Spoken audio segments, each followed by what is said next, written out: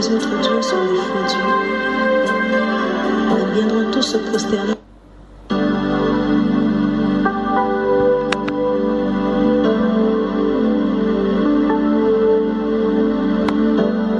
Seigneur, tu es grand.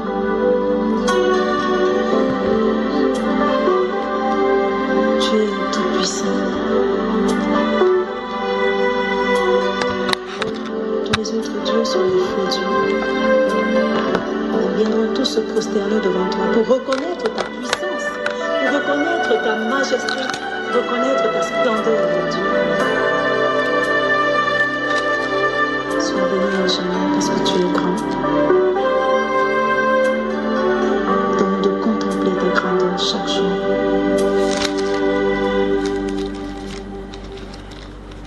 Tu es El Shaddai, Adonai est ton nom. Elohim, c'est toujours toi, le Dieu admirable, le Dieu qui pardonne. Tu es le Dieu de compassion. Tu es tout puissant, tu es. Qui donc pourrait par hasard se comparer? Je vous ai envoyé tous mes serviteurs, les prophètes. Je vous ai envoyé tous mes serviteurs, les prophètes. Je les ai envoyés dès le matin pour vous dire, revenez chacun de votre mauvaise voie, amendez vos actions, n'allez pas après d'autres dieux pour les servir et vous resterez dans le pays que j'ai donné à vos pères et à vos pères, que j'ai donné à vous et à vos pères, mais vous n'avez pas prêté l'oreille, vous ne m'avez pas écouté. Oui, les fils de Jonadab, fils de Rekab, observent l'ordre que que leur a donné leur père, et ce peuple ne m'écoute pas. C'est pourquoi, ainsi parle l'Éternel, le Dieu des armées, le Dieu d'Israël. Voici, je vais faire venir sur Juda et sur tous les habitants de Jérusalem tous les malheurs que j'ai annoncés sur eux, parce que je leur ai parlé et qu'ils n'ont pas écouté, parce que je les ai appelés et qu'ils n'ont pas répondu. Et Jérémie dit à la maison de Rekabit, ainsi parle l'Éternel des armées, le Dieu d'Israël, parce que vous avez obéi aux ordres de Jonadab, votre père, parce que vous avez observé tous les commandements et fait tout ce qu'il vous a prescrit. À cause de cela, ainsi parle l'Éternel des armées, le Dieu d'Israël, Jonadab, fils de Rekab, ne manquera jamais de descendants qui se tiennent en ma présence. Amen. Et nous voyons dans la famille des Rekabites qui ont décidé de suivre l'ordre que leur père les avait donné. Ils ont suivi tout sans se corrompre, mais le peuple d'Israël qui n'avait pas suivi la voie de l'Éternel, la direction que Dieu avait prescrite pour eux, ils ont préféré se souiller avec d'autres dieux. Leur cœur n'était pas attaché à Dieu. Tandis que les fils des Rekabites, eux, ils suivaient la voie que leur père les avait prescrite. Et la voie que leur père avait prescrite était la bonne voie, la voie qu'il fallait suivre. C'est pour ça que le Seigneur nous a dit, si vous m'aimez, gardez mes commandements. Et donc, quand j'ai lu ça comment ça s'appelait, c'était Jean 15 là que je lisais. Quand j'ai lu ce Jean 15 là tantôt, je vais encore lire.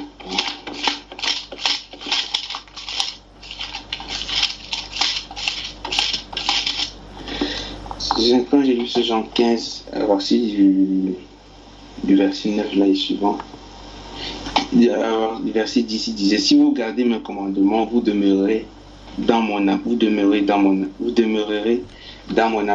même que j'ai gardé les commandements de mon Père et que je demeure dans son amour.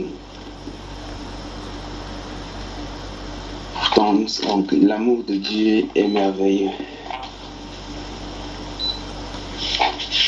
de telle sorte qu'il a donné son Fils pour nous racheter. L'histoire de ces fils de Réchabite nous servir de leçon à nous et doit nous pousser plus à servir Dieu d'une manière à ne pas se corrompre, d'une manière à obéir et surtout regarder vers l'avant. Parce que par après, le verset 17 de ce Jérémie 35 nous dit: c'est pourquoi ainsi parle l'Éternel, le Dieu des armées, le Dieu d'Israël. Voici, je vais faire venir sur Juda et sur tous les habitants de Jérusalem tous les malheurs que j'ai annoncés sur eux, parce que je leur ai parlé et qu'ils n'ont pas écouté, parce que je les ai appelés et qu'ils n'ont pas répondu. Et Jérémie dit à la maison de Réchabite: ainsi parle l'Éternel des armées, le Dieu d'Israël, parce que vous avez obéi aux ordres de Jonadab, votre père, parce que vous avez observé tous ses commandements et tout ce qu'il vous a prescrit. À cause de cela, ainsi parle l'Éternel des armées, le Dieu d'Israël, Jonadab, fils de Récab, ne manquera jamais de descendants qui se tiennent en ma présence. Il dit qu'il ne manquera jamais de descendants qui se tiennent en sa présence, dans la présence de Dieu. Pourtant, nous sommes en train de désirer la présence de Dieu, afin que Dieu puisse venir habiter nos cœurs. Voilà la promesse qu'il dit. Et quand on avait partagé dans Hébreux 13, le verset 7, comme on avait vu là, dans Hébreux 13, verset 7, il dit,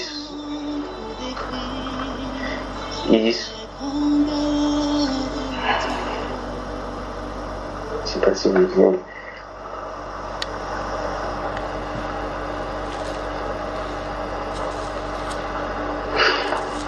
Hébreux 13, verset 7. Souvenez-vous de vos conducteurs qui vous ont annoncé la parole de Dieu, considérez quelle a été la fin de leur vie et imitez leur foi, tel qu'on avait vu donc. Voici donc encore une autre direction. C'est de voir maintenant et d'imiter donc les modèles toujours qu'on a dans les Saintes Écritures, quoi. Et ils avaient la voix de leur père qu'ils ont suivi, ils ont imité leur foi et la récompense de leur génération, c'est qu'ils ne manqueront jamais personne qui se tiendra en présence de Dieu.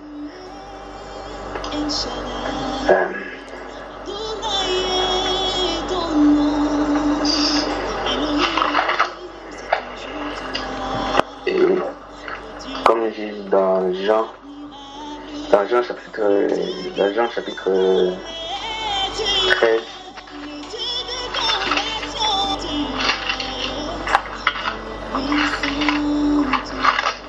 Jean chapitre 13, le verset du Seigneur, c'est quoi que je lisais encore tantôt.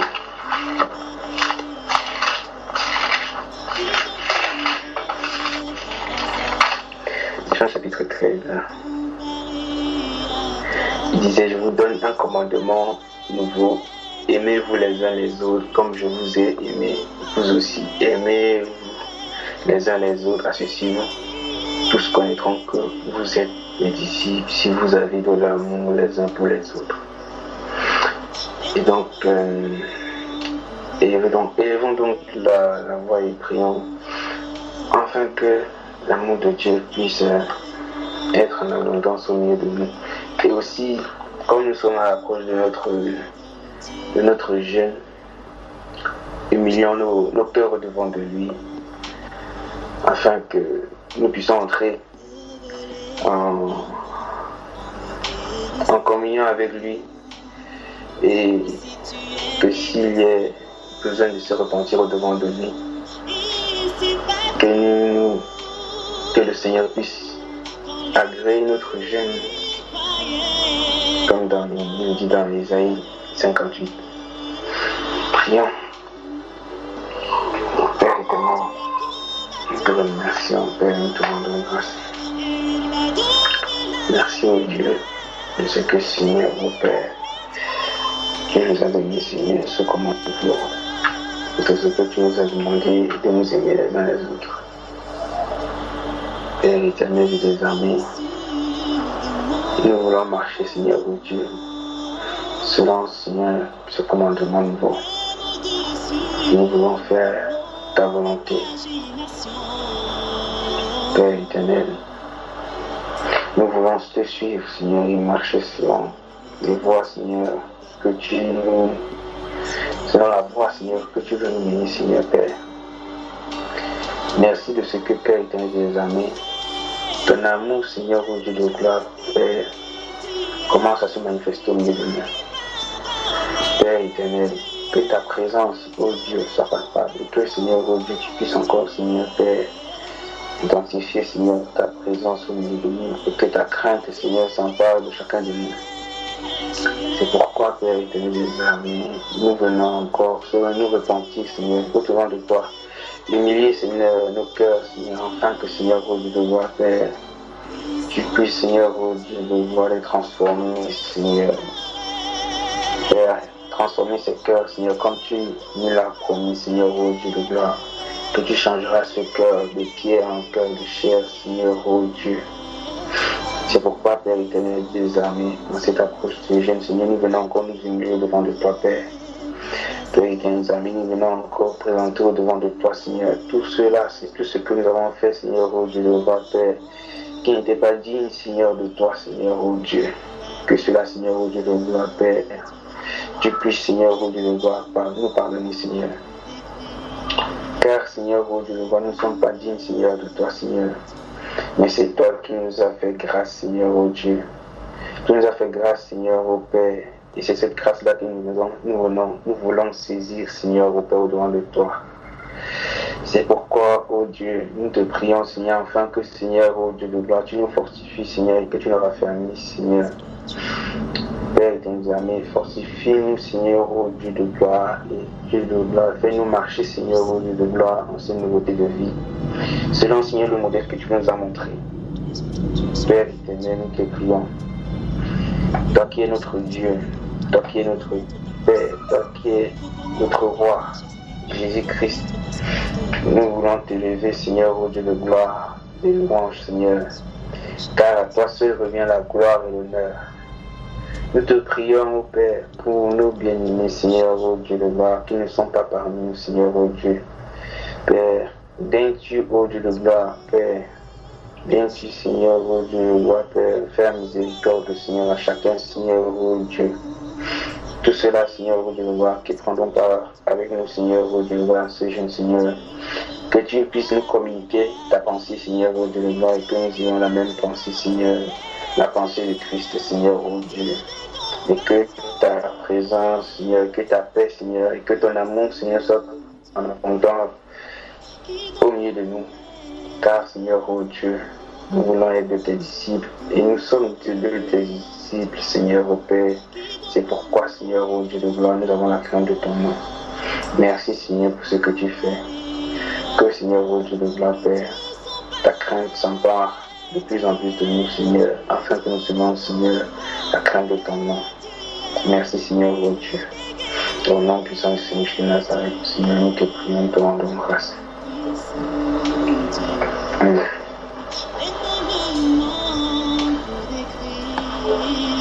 La grandeur de Dieu, les mots me manquent pour décrire la grandeur de Dieu. Quand j'étais malade, tu t'es révélé à moi en me guérissant. Aussi tu es mes desseins.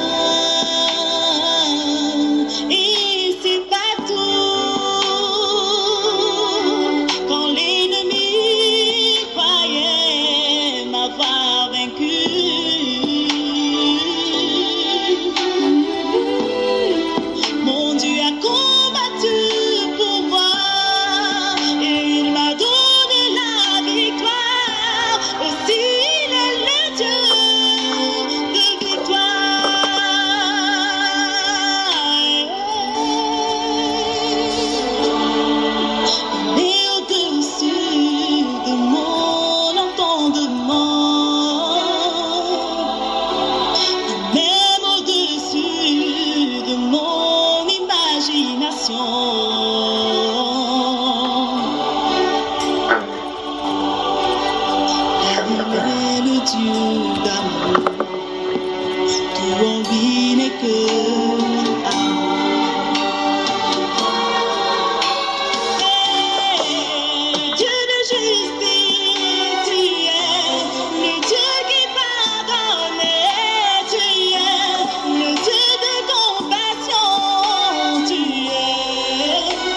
nom du socle, l'amour, le lien par le lien de la perfection qui nous lie, au nom de notre Seigneur Jésus-Christ et au nom de son apparition et de son avènement, je vous salue d'embellir dans la sainteté tout en vous disant toute la chaleur de l'amour qui traverse mon cœur. Bonsoir à vous et bienvenue ce soir.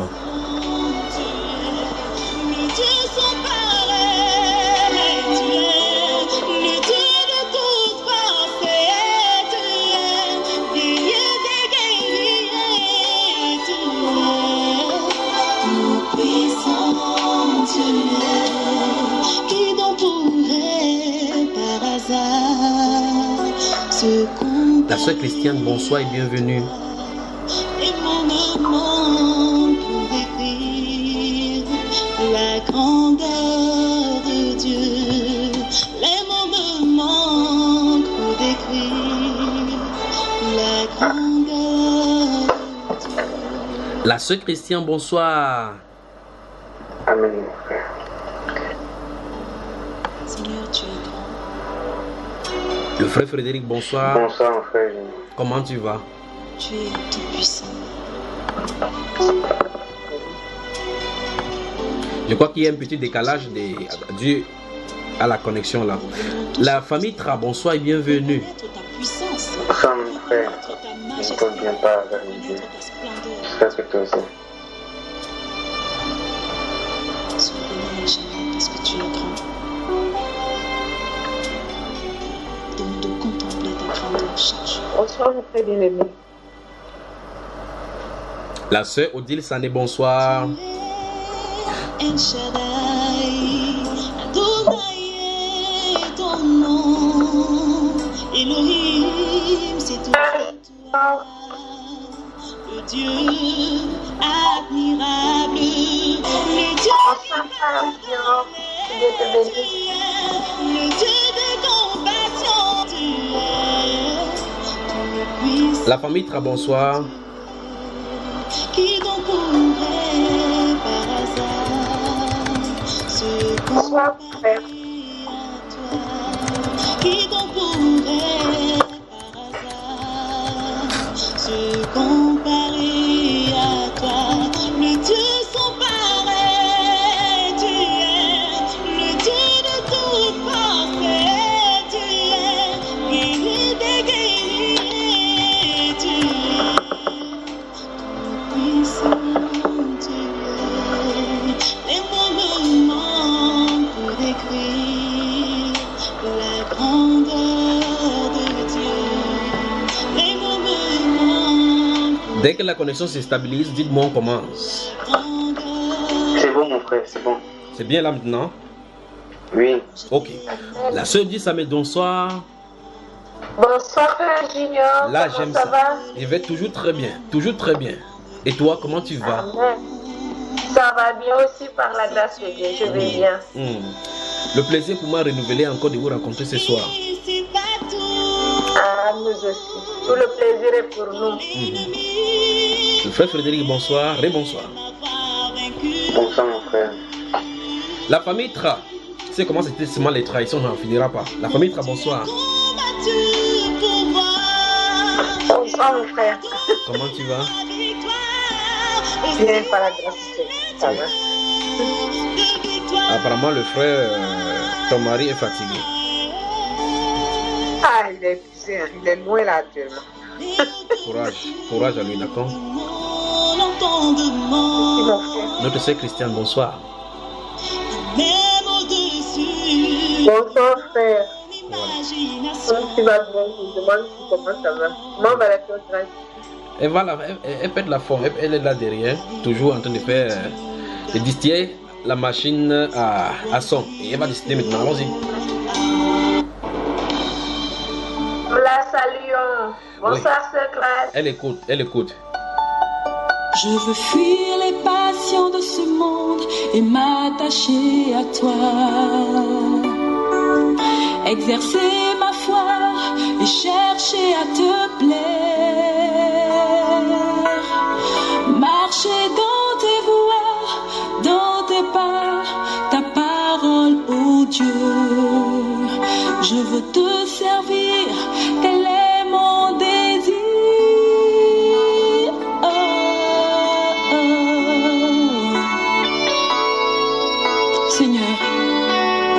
Je ne veux plus vivre dans la boue de ce monde où il n'existe que perversité et déception. Je veux t'appartenir entièrement, ô mon Dieu. Fais de moi un outil sanctifié, pur, sans tache pour ton œuvre. Je veux crier au monde entier que tu es Dieu. Seigneur, fais de moi un vase d'honneur. Je veux tout laisser derrière moi et m'attacher à toi. Te consacrer ma vie et ce que je possède. Vive ton amour, ta justice, ta faveur, oh Dieu. Je veux te servir, tel est mon désir.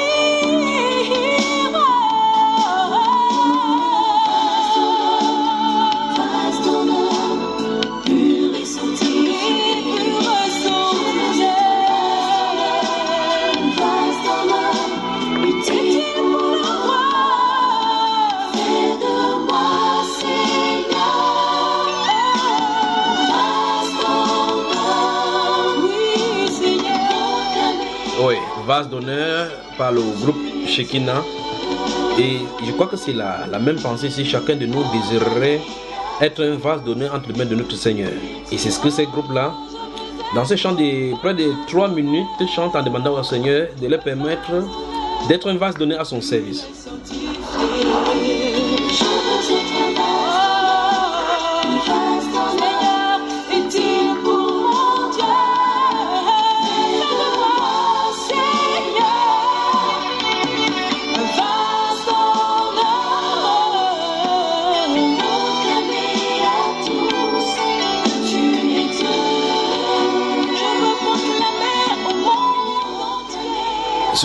Si vous venez de nous prendre, vous écoutez Berger dans la sainteté, une autre édition, énième édition dont le Seigneur nous rassemble aujourd'hui pour nous parler également. Et si vous êtes du côté de la Berger, dans tous les coins de la Berger, vous désirez participer à ces enseignements, une seule façon de faire, écoutez ce qui le concerne.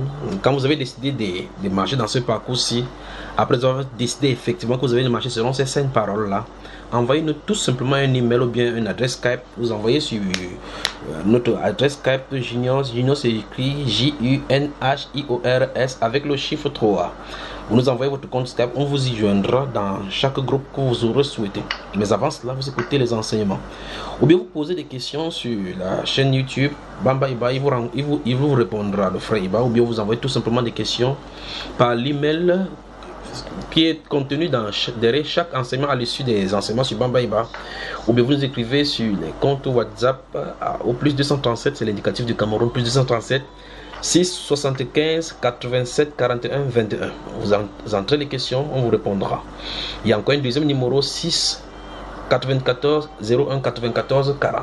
Vous envoyez également des questions à Junior par email. Junior c'est JUNHIORS @yahoo.fr. On vous servira, à coup sûr on vous répondra. Insultez, il n'y a pas de problème. Vous avez des constructions à donner, donnez. Des suggestions à donner, donnez. Si vous n'entendez pas bien des enregistrements, veuillez vous signaler, il n'y a pas de problème. Mais de toutes les façons, que le Seigneur vous bénisse alors que vous écoutez tous ces enseignements sur Bamba Iba. Puisse-t-il faire au travers de ces enseignements-là ce à quoi il a été destiné.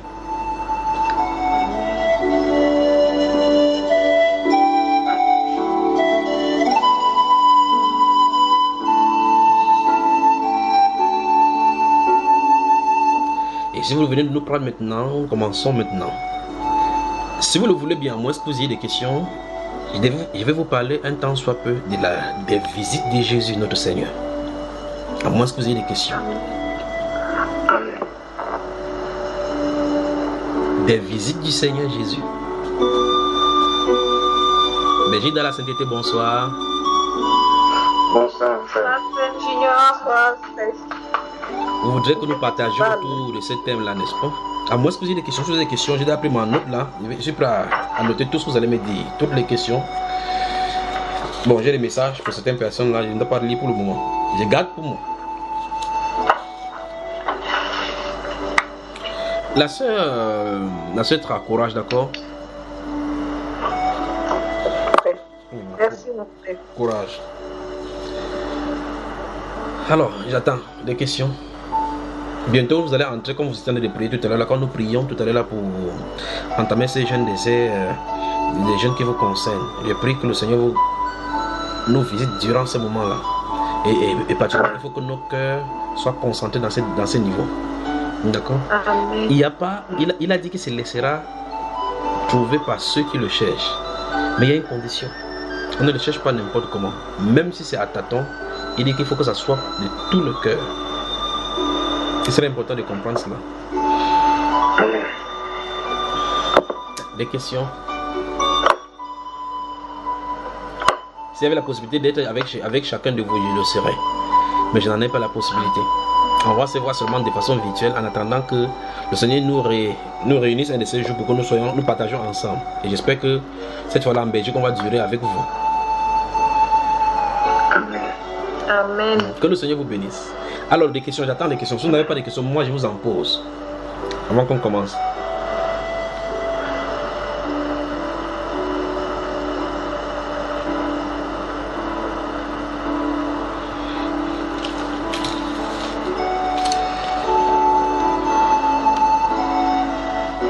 Y a-t-il des questions? Bon, le frère Frédéric alors. Le frère Frédéric, c'est que le Seigneur a mis sur ton cœur, donc dis-nous alors, comme ça, moi je partage, je prends mes notes alors.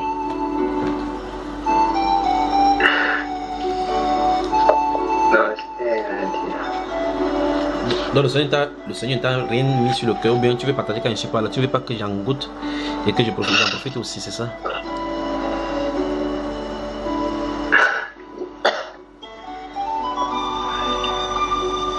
C'est bon, mon frère.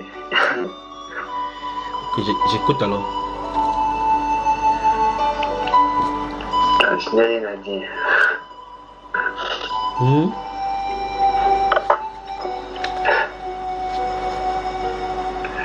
Quand je suis pas là, où tu partages avec les sœurs, c'est bien. Quand je suis là, tu fais tout et tout pour que je ne mange pas. Vous n'êtes pas bien. Vous ne voulez pas me donner ce que le Seigneur a donné pour que vous partagez. Vous pensez que comme je lis la Bible, ça veut dire que je ne peux pas, je dois apprendre aussi de vous. Vous avez des choses à me donner. Et je serai fier que vous me partagez aussi ce que vous recevez de la part du Seigneur, n'est-ce pas? C'est pour ça que j'aime partager avec les femmes, parce que je partage avec les femmes le lundi souvent là. J'apprends beaucoup de choses des femmes. Elles ne savent pas. C'est même elles qui me donnent des sujets de prédication. Elles ne savent pas.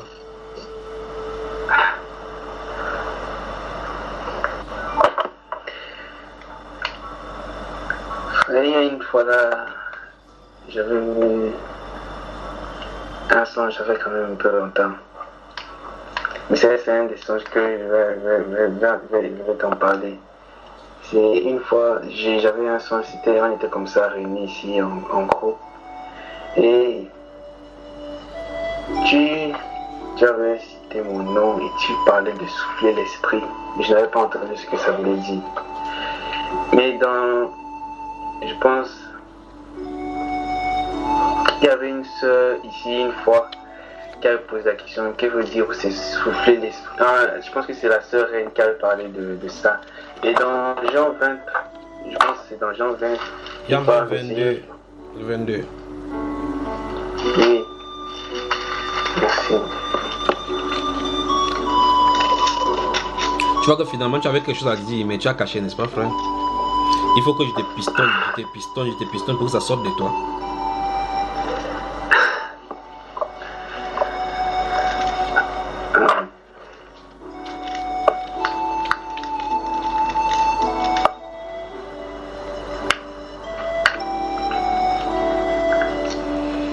C'est toi qui as posé la question une fois, c'est quoi marcher avec Dieu, n'est-ce pas?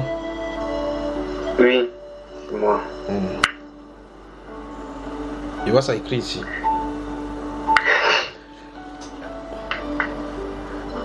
Vas-y, t'écoute maintenant, frère. Jean chapitre 20, verset 22. Verset 22, oui, il dit, et après ces paroles, il souffla sur eux et leur dit, recevez le Saint-Esprit. Oui. Et donc, je ne comprenais pas. Bon, c'est pas que je ne comprenais pas, mais. Que veut dire donc que souffler sur eux? Comment ils pouvaient donc souffler sur eux pour qu'ils reçoivent l'Esprit? Ils ont reçu l'esprit. Ils ont reçu l'esprit. Oui, la distance aussi. Parce que ils disent ici, ils soufflaient sur eux pour qu'ils reçoivent l'esprit. Pourtant, après, c'est dans Actes, c'est dans Actes chapitre 2 quand on voit que quand ils étaient réunis dans la chambre haute, que le Saint-Esprit est descendu. Mais il y a des prédicateurs qui comprennent que lorsque Jésus a soufflé comme ça, ils ont reçu l'esprit. Est-ce que c'est ce que la Bible, est-ce que c'est ce que la Bible enseigne là-bas? Non. Tu veux savoir ce que c'est que souffler pour recevoir l'esprit? Oui. C'est lui qui souffle. Parce que c'est son esprit à lui. D'accord? C'est Ruach. C'est son esprit à lui. Parce que c'est l'esprit de Jésus. Paul dit, lorsqu'on s'est mis à vouloir entrer en Asie, l'esprit de Jésus ne le permet pas. D'accord? Donc, comme les gens n'aiment pas entendre que Jésus c'est le Père, là, c'est le Père qui soufflait sur eux comme ça là. Ça choque, ça choque. Oui. C'est compris mon cher? Ah oui, merci. Dis encore, il y a encore des choses que tu vas nous dire. Je vais faire mes notes. Tu vas voir tes notes, frère. Prends tes notes, j'en ai aussi les miens. La dernière fois. Quand parfois j'écoute. Oui, frère. Quand parfois j'écoute les prédications de Belgique de la sainteté, il y a des sujets critiques qu'on va traiter, mais on ne les a pas encore traités, mais à chaque fois je note pour mettre à côté. Oui. Et tu y travailles, n'est-ce pas? Si. Comme il y en a qui me dépassent. Alors que tu as le grand travail à côté de toi.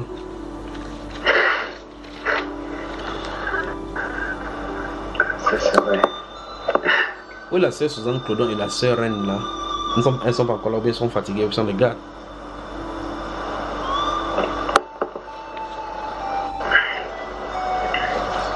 Alors, je suis à votre service, si vous le voulez bien, on commence donc maintenant. Sœur Reine, elle, je l'ai vue connectée. Mais après. Ok. C'est sûr qu'elle est fatiguée. Alors, vous m'entendez bien clairement, n'est-ce pas? Oui. Oui, mon frère. Je vais donc parler des visites de Jésus. Vous savez, il y a beaucoup de choses qui se passent dans les songes et puis des choses qui se passent dans le monde et les gens ne comprennent pas. Je crois qu'on va mettre un... Qu'est-ce que la sœur Odile est en train de chercher là depuis? Elle veut entrer dans l'ordinateur.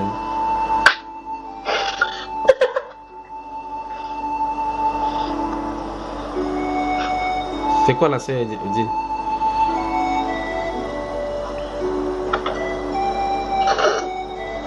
Tu voulais écrire à la sœur Suzanne? Non, d'accord. Non. Il faut rester concentré, d'accord, ma soeur? On peut commencer maintenant, n'est-ce pas? Ben. Alors, je t'en ai dit donc que le Seigneur Jésus a plusieurs manifestations. Et de la même façon que lorsqu'il était dans la gloire du Père, il faisait des descentes et des incursions ici sur la terre. On peut voir cela notamment dans le livre de Genèse au chapitre 18 et chapitre 19, quand il venait, il a mangé avec Abraham. On peut également voir dans le livre de Genèse chapitre 32, lorsqu'il a bagarré avec Jacob. On peut également voir cela dans le livre de... Et il y en a plein dans les Saintes Écritures. Dans le livre des prophètes, dans le livre des prophètes d'Ézéchiel, il en est apparu avec tout son trône. Chez Isaïe encore, il s'est montré. Enfin, tous les prophètes l'ont rencontré. Tous les prophètes sans exception l'ont rencontré. Ces différentes visitations qu'il fait, je veux bien que vous gardez le mot visitation, parce que ça, c'est les visites du Seigneur Jésus. Si vous dites à quelqu'un que je veux vous rendre visite, le mot visite insinue exactement que tu quittes d'un lieu pour y venir. La plus grande des choses, c'est que le mot visite veut dire que tu ne viens pas pour demeurer permanemment, parce que tu viens en visite.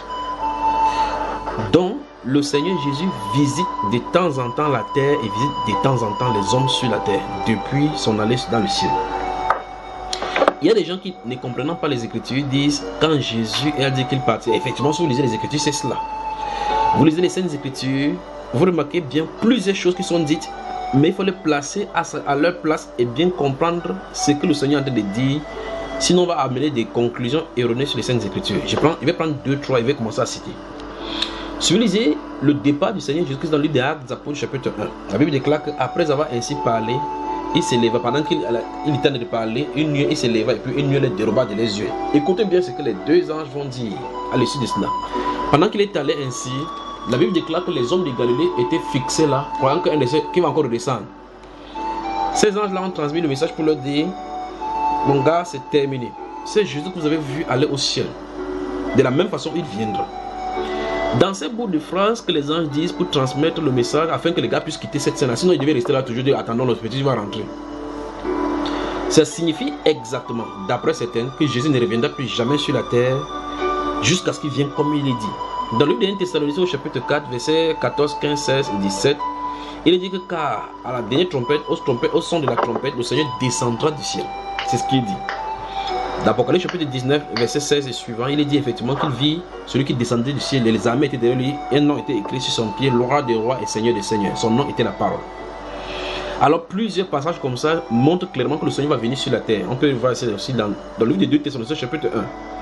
Il est de la justice de Dieu de rendre affliction avec ceux qui vous créent affliction et de vous donner et de punir ceux qui vous créent des problèmes ici sur la terre et de vous donner le temps avec les sanctifiés. Mais le point que je voulais vous montrer, c'est que malgré que ces points-là se trouvent dans les Saintes Écritures, il n'en demeure pas moins que ce même Seigneur qui est crucifié vient de temps en temps sur la terre pour rencontrer des hommes sur la terre.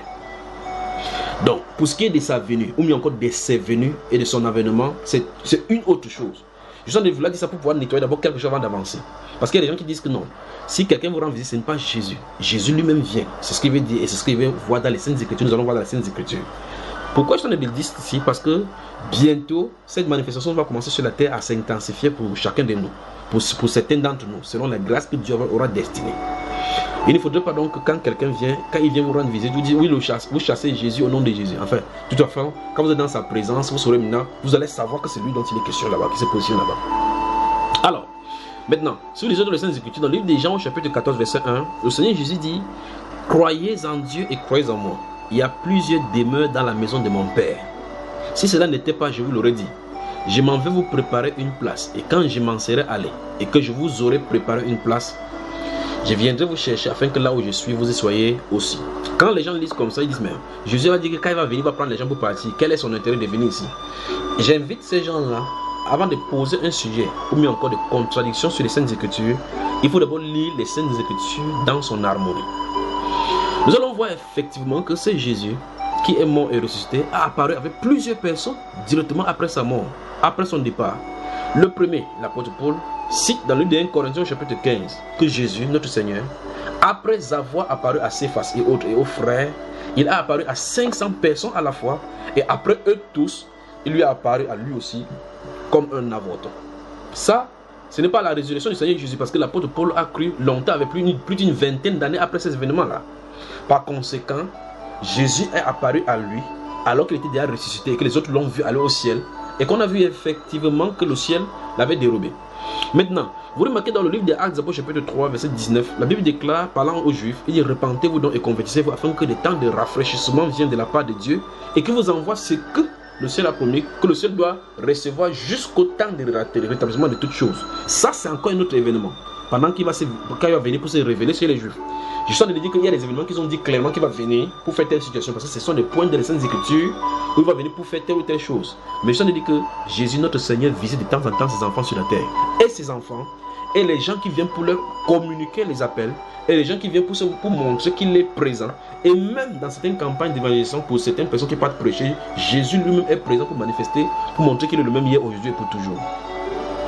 La personne du ressuscité n'a plus de limite. C'est pour cela qu'il a dit dans Matthieu chapitre 28, le verset 19 et 20, il dit: allez et fait de tous les nations les disciples, les baptisant au nom du Père, du Fils et du Saint-Esprit. Il dit: enseignez-la à observer tout ce que je vous ai prescrit. Et voici, je suis avec vous tous les jours jusqu'à la fin du monde. Alors, si Jésus est avec nous, ça ne veut pas seulement dire qu'il est justement au ciel et contrôle toutes choses. Écoutez, là où 2 ou 3 sont assemblés en mon nom, je suis au milieu d'eux. Donc s'il est là, il peut décider, il se montre aux gens dont le Seigneur visite la terre de temps en temps. Il désire même, et même les anges sont sur la terre pour préparer. Et même, il désire encore se montrer à ses enfants pour les uns, pour se montrer et communiquer les ministères qu'il va distribuer sur la terre parce que c'est grand réveil qui est en train de venir. De l'autre côté, il veut se montrer et fortifier l'esprit parce que ces expériences-ci, quand vous l'avez, rien ne pourra plus jamais vous changer cela en esprit. Donc, je crois que le thème est bien préparé pour venir pendant ces moments de jeûne. Vous allez devoir entrer là-dedans pour que vous sachiez effectivement que, comme je vous le dis souvent, désirer sa présence. Désirer tout simplement sa présence. Mais il y a certains hurdles, certains obstacles qu'il va falloir ôter pour pouvoir saisir ces choses-là. Alors, le Seigneur Jésus donc désire visiter. Il désire visiter certains sur la terre. Je ne sais pas qui, ni comment, mais mon but ce soir, c'est seulement de dire que chacun prépare sa maison. Parce qu'il peut venir chez vous. Il peut venir à la maison, à tout moment. D'accord? Il ne s'agit pas de dresser votre lit pour l'attendre, que non. Il y a un style de maison à préparer pour lui. Et c'est là où il va entrer. Souvenez-vous, ces apparitions là sont scripturaires. C'est pour ça que je voulais dire ce soir que des gens qui sont là et qui disent effectivement que non, Jésus ne peut pas venir. C'est un ange, c'est quelqu'un vous a apparu, c'est le démon. Jésus ne peut pas venir sur la terre. Parce que Jésus va venir à l'enlèvement. Le Jésus qui vient à l'enlèvement, c'est un autre Jésus. De la même manifestation, mais un autre Jésus. C'est-à-dire avec un autre attribut. Parce qu'il a de différents attributs. Quand il vient dans Actes chapitre 2, dans le livre des Apocalypse chapitre 1, il descend là-bas. Dans Matthieu chapitre 25, on dit tout œil le verra, même ceux qui l'ont percé. C'est un autre style de Jésus qui descend là. Même ceux qui l'ont percé. Dans le 1 Thessaloniciens chapitre 4, il se tiendra dans les nuées et nous monterons. Nous allons le rencontrer là-bas. Il ne met pas le pied sur la terre. Dans le livre de Zacharie chapitre 14, il vient, il pose ses pieds sur la montagne d'Olivier. Ça, c'est un autre Jésus. Pas que le Jésus est différent des autres Jésus, c'est une autre de ses manifestations dans la période de temps telle qu'il a destiné. Donc celui qui vient dans le livre de Zacharie chapitre 14, alors que les bandes armées vont entourer Jérusalem pour combattre, quand il va venir poser ses pieds, la Bible déclare qu'il va poser ses pieds là-bas. Et quand vous voyez la description du temple de Ézéchiel chapitre de 38 jusqu'au chapitre 44, vous voyez effectivement la zone où il va venir. Quand vous allez à Jérusalem, vous voyez que les musulmans dans cette esplanade ont fait le cimetière là-bas pour montrer effectivement, pour l'empêcher d'entrer. Ils ont fermé cette porte-là parce que dans les prophéties bibliques, enfin la prophétie de la Torah, c'est dans ces portes-là qu'on a scellé qui est censé entrer. Ils savent. Et en lisant les prophéties, qu'est-ce qu'ils ont fait? Ils sont allés construire le cimetière à l'Orient lorsque Jésus va venir pour poser ses pieds là-bas. Mais de toute façon, il posera ses pieds là-bas. Le cimetière, c'est pas le fantôme qui va effrayer Jésus.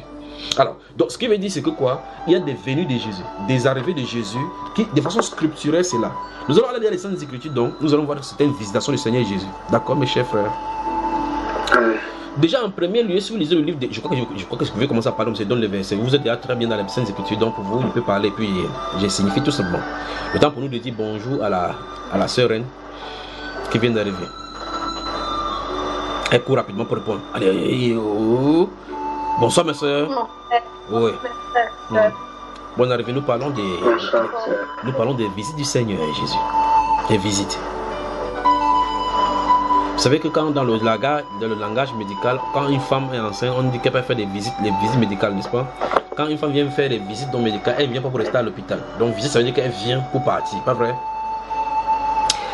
En premier lieu, donc, si nous prenons le livre des... Où est-ce qu'on va commencer ce soir, Seigneur? Aide-nous. Dans le livre de Luc au chapitre 1, oui. Si nous prenons lorsque Jean-Baptiste, ou bien encore son papa va être délié de ses lèvres, il va commencer à prophétiser au chapitre 1 de Luc, à partir du verset 60. Qu'est-ce qu'on peut prononcer là-bas? Prenons à partir du verset 67 du livre de Luc au chapitre 1. Vous y êtes? Qui a le... Luc chapitre 1, verset 67. Allons-y, lis mon frère. Verset 67 à 71. Mais prenez le temps, vous pouvez prendre la note jusqu'au verset, c'est-à-dire le verset 67 à 80. Là, ça sera bien. Mais tu lis le verset 67 à 71 pour que je continue la conversation. Zacharie, son père, fut rempli du Saint-Esprit, il prophétisa en ces mots. Béni soit le Seigneur, le Dieu d'Israël, de ce qu'il a visité et racheté son peuple, et nous a suscité un puissant sauveur dans la maison de David, son serviteur, comme il avait annoncé par la bouche de ce saint prophète des temps anciens, un sauveur qui nous délivre de nos ennemis et de la main de tous ceux qui nous haïssent. Amen. Dans ce livre de prophéties du sacrificateur Zacharie, remarquez très attentivement, qu'il dit comme ça alors que Jésus lui n'est pas encore né, n'est-ce pas? Mais il dit que c'est Jésus, il parle de ce sauveur là comme s'il le voyait. Mais souvenez-vous, on dit qu'il était rempli du Saint-Esprit. C'est le Saint-Esprit qui peut placer les choses de la Bible de la façon dont ça doit être. La Bible déclare Zacharie, son père fut rempli du Saint-Esprit et il prophétisa en ces mots. Remarquez bien qu'il a de prophétiser. En ces mots, béni soit le Seigneur, le Dieu d'Israël. Écoutez bien, de ce qu'il a visité et racheté son peuple. Pendant qu'il a dit comme ça, est-ce que le rachat a eu lieu? Non. Non. Est-ce que le Sauveur est né? Non. Mais il dit qu'il a visité. Donc Dieu a de visiter les hommes. Pour lui, c'est accompli. Donc, le Seigneur ne venait pas sur la terre en ce moment-ci pour y demeurer. C'est pour cela que ça va dérouter tous les théologiens de cette époque-là. Parce que d'après le livre des Michée, ils savaient effectivement que le Sauveur devrait naître selon le livre des Michée. Mais ils ne voyaient pas que dans ce même livre de prophétie des Michée, la Bible déclare qu'il doit naître effectivement. Et on dit de lui que l'origine des jours remonte au jour de l'éternité, au temps lointain. Et on dit c'est lui qui gouvernera sur Israël, son peuple. Mais il y a d'abord quelque chose qu'il est censé faire. Je crois que dans un enseignement concernant les techniques et mensonges des musulmans, j'en ai parlé de cet effet-là, les doubles missions du Seigneur Jésus-Christ. Quand ils viennent, les Juifs ne savent pas qu'ils viennent d'abord. Il faut qu'ils rétablissent d'abord les contrées désolées, parce qu'il y a des semences d'Abraham qui n'étaient pas des croyants, qui se trouvent en milieu croyant, en milieu des incroyants, qu'il va falloir qu'ils viennent pour les faire joindre dans l'arbre. Ça, c'est mystère, il a caché aux Juifs. Donc, Zacharie, il dit ici que pour lui, ça c'est la prophétie, il dit que le Seigneur a visité et racheté son peuple. Bien que l'enfant ne soit pas encore né, il l'a déjà fait. Donc, ça veut dire qu'il y a quelqu'un qui a venu pour visiter. Voilà maintenant Dieu au milieu des hommes. La visite de Dieu, Emmanuel, Dieu au milieu des hommes. La première visite du Seigneur, donc, physiquement, donc, pour faire l'œuvre rédemptrice dont il avait programmé dans les Saintes Écritures, commençait donc avec la naissance du Seigneur Jésus. Si vous continuez au chapitre 2, vous allez remarquer également Siméon et puis Anne qui vont profiter de ces mêmes visitations-ci. Maintenant, Jean-Baptiste va venir donc pour préparer le chemin. C'est cela, on va toucher cela lorsqu'il va commencer à prêcher. Remarquez bien, allons-y, toujours dans ce livre de Luc, chapitre 3. Je vais vous montrer quelque chose, parce qu'il parlait tout à l'heure là de préparer, parce que ici, Zacharie dit il a visité et racheté son peuple. Mais je vous pose la question, est-ce qu'à l'instant où il parle, il a fait, vous dites non? Vous voyez que quelqu'un doit naître devant lui pour préparer à ce que les gens reçoivent, sinon il va passer à côté de votre maison, il va faire quand vous ne comprendrez pas, vous n'entendrez même pas, vrai frère? Écoutez encore cette reproche faite aux Juifs. Jérusalem, Jérusalem, toi qui tues les prophètes, combien de fois ai-je voulu te rassembler comme la poule rassemble ses poussins, mais tu n'as pas voulu. Parce que tu n'as pas connu les jours de ta visitation. Jérusalem. Vous vous souvenez de cela, n'est-ce pas? Des reproches. Le Christ Messie passant au milieu d'eux, visitant leur cité. Quel peuple béni de voir que les footprints, ça c'est en anglais ça. Vous avez votre bas de pied là, l'empreinte, votre empreinte, comment vous appelez ça? Votre bas de pied, la plante de votre pied, marchez au pas de Christ. La plante de votre pied, en train de traverser le Christ, le Dieu de gloire, en train de traverser votre territoire. Et les gens se moquant de lui. Il dit qu'ils n'ont pas connu le temps de leur visitation. Christ peut passer au milieu de vous. Vous ne savez pas qu'il avait été là. Pour d'autres, c'est un magicien. Pour un autre, c'est un fou qui allait au désert et puis il est rentré. Pour un autre encore, chez les Juifs, c'est encore beaucoup de spéculations contre lui. Mais c'est légitime et c'est normal pour ce qui est de là. Mais nous, en tant que croyants, nous devrons expérimenter les visitations du Seigneur sous toutes ses formes. Ces visitations ne sont pas seulement physiques. Il peut venir également par son Saint-Esprit. Vous pouvez voir cette présence-là. Ah, je me sens bien là maintenant. Seigneur, visite-nous. Vous imaginez un peu, rentrez un peu, allons-y, voyageons pour penser maintenant, rentrons un peu à Jérusalem. Et voir cet homme l'entrée, descendre un peu la colline, il glisse un peu là sur la colline, et puis Pierre l'arrête un peu, il descend. Le roi Messie marchant au milieu d'eux. Et puis se dirigeant vers ces figuiers là tout en tour, en sortant du temple, il voit là-bas, la Bible déclare espérant recevoir quelque chose de ces figuiers là. Et ce n'était pas la saison de figues, mais il va quand même en bas pour regarder. Et puis il dit, quand jamais on ne mange des fruits de toi, on voit ça sécher. Le Dieu de gloire au milieu des hommes, désirant manger avec les hommes, subissant les mêmes difficultés que les hommes. Pourtant, il a tout pour commander. Et il commande souvent, ça multiplie, les gens mangent. Mais pour lui, il trouve des difficultés à manger, il supporte. La visite de Jésus. Regardez-le se positionner là-bas alors qu'il est monté là-bas. Il a envoyé ces garçons là aller acheter des vivres. Les gars se discutent entre eux. Si tu as vu l'autre jour, il a seulement regardé quelqu'un comme ça, il est tombé. Regardez, non, il respire. En fait, en tout cas, tente de parler, mais quand tu vas voir, il va savoir, il va te dire tout ce que tu as pensé. Et souvenez-vous, quand il va parler, il va dire quand vous partez, de quoi est-ce que vous discutez en route. Comme s'il ne savait pas. De quoi est-ce que vous discutez en route? Parce qu'il discutait. Et la Bible nous dit que parce qu'il expliquait maintenant, c'est moi le plus grand. J'ai chassé 300 démons, tu as chassé combien? C'est moi le plus grand. Je suis le capitaine. Ah, de quoi est-ce que vous discutez? Là, lorsque le Seigneur pose la question, il sait de quoi il est question. Voilà maintenant. Alors qu'il se tient là-bas au bord du puits, une femme pécheresse vient puiser de l'eau. Il dit, femme, donne-moi de l'eau. Un gars là d'abord regardait comme ça, il dit, comment ça ne me pas un gentleman ici. Moi, il souffre comme ça, au lieu que c'est lui, un gars n'est même pas romantique. Au lieu de prendre le soupe, puiser l'eau, il dit, c'est celui qui me demande de l'eau à boire. Vous voyez ça, frère? La visitation de Jésus. Vous connaissez l'histoire de Saint-Martin? Vous avez entendu parler de l'histoire de Saint-Martin, n'est-ce pas? De Martin de Tours, si vous voulez, appelez-le comme vous voulez. Saint-Martin, c'était un de ces anciennes personnages qui croyaient au Seigneur Jésus. Alors qu'ils faisaient leur tour de service militaire, un de ces jours, il a vu un pauvre, rocailleux, vous appelez aujourd'hui SDF, sans domicile fixe, qui se mourait dans le froid. Étant de garde, il a regardé son manteau au-dessus de lui. Vous savez, les soldats sont dehors à ce moment-là, à cette période-là, et ils passent les nuits de garde, de veille, comme vous voulez. Ils font des ronds, et il constate là qu'il y a quelqu'un qui était couché dans le froid. Il se dit, cet homme, s'il passe la nuit là, il va mourir. Lui seul pouvait ressentir cela. Avec les soldats qui étaient tout autour de lui, personne ne ressentait ce qu'il ressentait. Et puis il s'est dirigé vers cet homme-là. Il enlève son manteau, il met sur cet homme-là. Lui, il a froid, il prend un pot, il met sur lui. Il se partage comme ça. Il a dit, s'il continue comme ça, soit lui va mourir, ou le monsieur va mourir. Il a décidé de diviser le manteau en deux. Et mettre un de ses manteaux sur cet homme-là, qui était un pauvre couché là-bas, dont tout le monde traversait. Il a fini son service. Il est allé se coucher. Lorsqu'il est rentré chez lui, et puis il entend ce pas majestueux qui frappe. Quand ça frappe, vous entendez ces pas-là en même temps, ça vient depuis l'éternité. Vous pouvez entendre pas quelqu'un de venir vers vous. Mais vous n'entendez pas si c'est avec cette oreille-ci que vous écoutez ou bien c'est avec l'oreille de l'intérieur. Et puis subitement, quelqu'un se présente avec lui dans sa maison. Bonsoir Martin. Le regard fixé sur lui dit, qu'est-ce? Il dit, tu ne rêves pas effectivement. Je suis de Jésus de Nazareth que tu as couvert l'autre jour avec ton manteau. En fait, il s'est présenté à lui avec le demi-manteau qu'il a couvert la veille de un jour de garde sur ces clochards.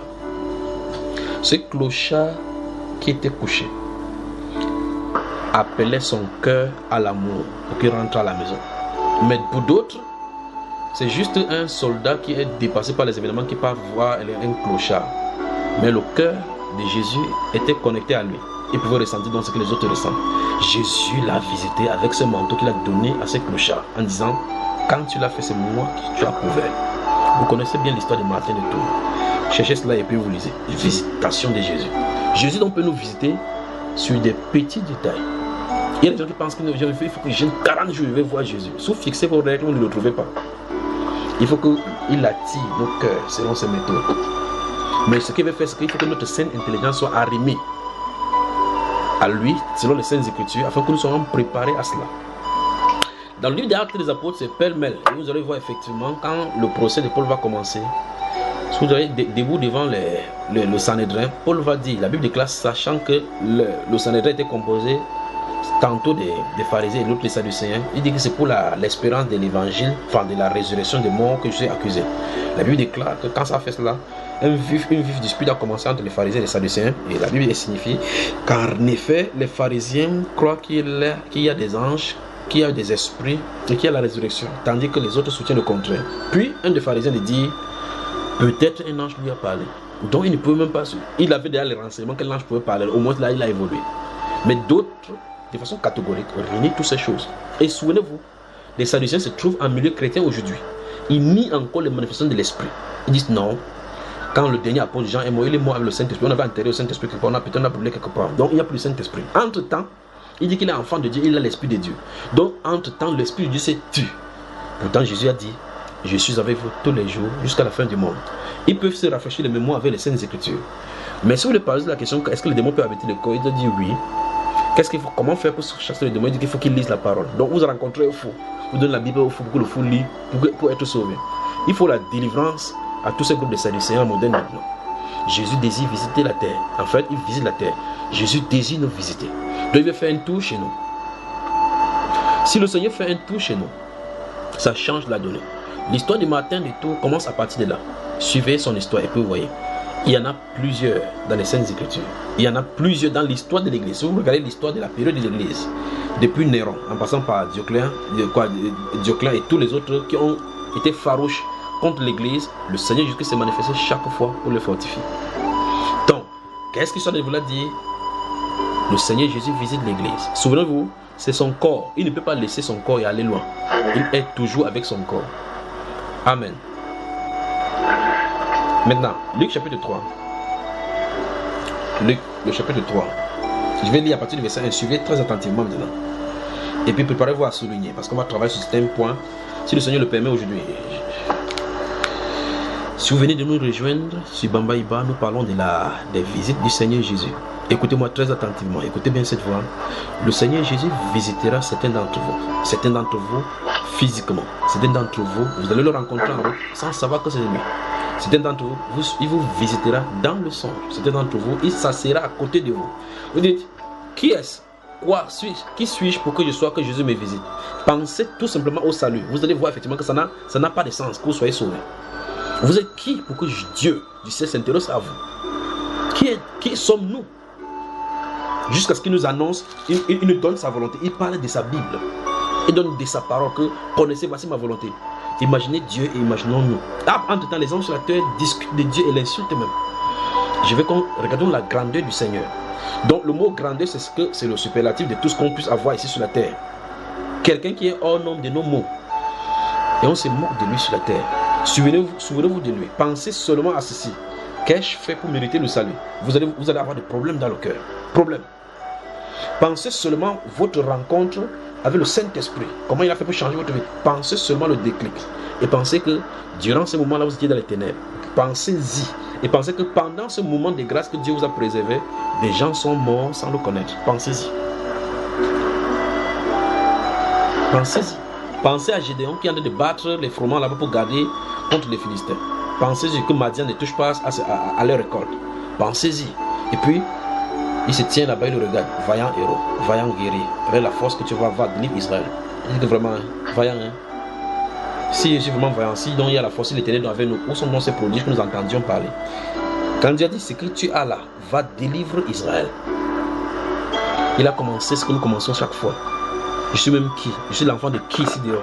Jésus ne vient pas chercher l'enfant de qui? Il vient chercher un cœur à cœur avec lui parce que c'est ce qu'il a destiné pour ce cœur.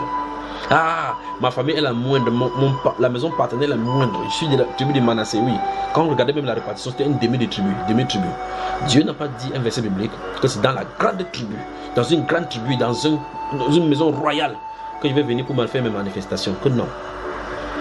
Il a dit qu'il est avec un cœur qui est brisé, un esprit brisé et contrit, un cœur contrit, un esprit brisé dans l'abattement. Il est avec cela. C'est Jésus qui dit qu'il est avec ce style de cœur. Un esprit dans l'abattement, un cœur contrit et meurtri. Il dit qu'avec cela, il ne peut pas rester calme pour les âmes qu'il a créées. C'est ce qu'il dit dans ce livre de Somme. Pas vrai, mes frères et sœurs? Je recommence encore. Écoutez, grande est ma joie d'annoncer ceci. Vous qui m'écoutez, quel qu'en soit l'endroit où vous écoutez cette voix, écoutez-moi. Christ, le roi des rois, le Dieu des gloires qui est là à la croix. Si ça vous choque encore, que ça choque, mais c'est la vérité. Celui qui est allé à la croix pour racheter l'église se prépare à descendre plusieurs endroits. Vous avez lu dans le livre de 1 Corinthiens, j'ai cité cette là, 1 Corinthiens chapitre 15, Paul l'apôtre a dit qu'il a apparu à 500 frères à la fois. Il est Dieu, c'est pour ça qu'il peut être omniprésent. Christ Jésus va vous visiter. Vous dites, quand il me visite comme ça, il y a quoi? Si vous voulez avoir des cheveux blancs, c'est votre problème. Il va vous visiter. Luc chapitre 3. Les visites de Jésus. J'espère qu'on va finir ça avec ça aujourd'hui.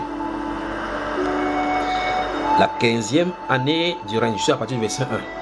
La 15e année du règne de Tibère César, lorsque Ponce Pilate était gouverneur de la Judée, Hérode tétrarque de la Galilée, son frère Philippe tétrarque de l'Ithurée et du territoire des Trachonites, Lysanias tétrarque de la Bilène, et du temps des souverains sacrificateurs Anne et Caïphe, la parole de Dieu fut adressée à Jean, fils de Zacharie, dans le désert. Et il alla dans tout le pays des environs du Jourdain Écoutez bien, prêchant le baptême de repentance pour la rémission des péchés. Écoutez bien, selon qu'il est écrit dans le livre des paroles d'Ésaïe le prophète, c'est la voix de celui qui crie dans le désert. Écoutez maintenant bien cela. Préparez le chemin du Seigneur. Vous avez suivi ça, mes frères? Préparez le chemin du Seigneur. Vous désirez sa visitation. Préparez-vous. Comment préparer? On doit préparer quoi? Le ndolaire ou bien la sauce graine. Il dit aplanissez ses sentiers. Aplanissez ses sentiers. Toute vallée. Vous savez, la vallée, n'est-ce pas? Il y a une colline qui est élevée, il y a une descente, il y a un vide, et puis il y a une autre colline. Toute vallée sera comblée. Toute montagne et toute colline seront abaissées. Les montagnes qui créent obstacle, ça doit être abaissé. Qu'est-ce que celui-ci en est de faire? Ce qui est tortueux sera redressé. Et les chemins rabotés seront aplanés. Et quand tout cela est fait, toute chair verra le salut de Dieu. Le prophète Siméon, quand vous prenez le chapitre 2, et puis dans le chapitre 1, que nous avons cité ici dans le livre quand Zacharie a prophétisé à partir du verset 67, lorsqu'il a fait, il dit que il a vu, parlant de Siméon, que ses yeux ont vu le salut que tu destines aux nations. Il a vu. Jésus est le salut. Jésus est le salut. Vous m'entendez, n'est-ce pas?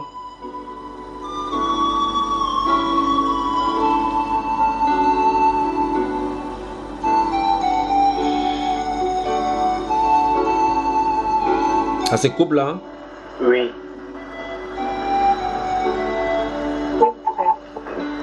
Même si ça se coupe, je vais parler. Jésus va visiter la terre. Jésus va nous visiter.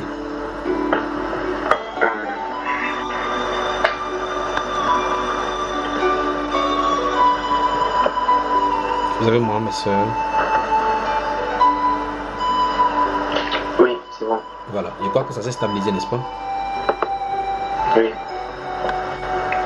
Jésus, dans notre Seigneur, va visiter la terre. Il va nous visiter.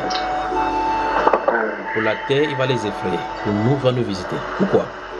Pour fortifier nos cœurs. Pour d'autres, à d'autres, communiquer des dons spirituels. Pour d'autres, leur établir dans leur ministère apostolique et prophétique. Pour l'autre encore, les communiquer des dons inouïs pour détruire les objets sataniques sur cette terre-ci. Ça arrive. J'ai une grande et ma joie de voir tous ces frères-là que Dieu va utiliser. Et ces sœurs-là que Dieu va visiter pour utiliser. Ma prière, c'est qu'au milieu de nous, Jésus-Christ visite ceux qu'il a destinés.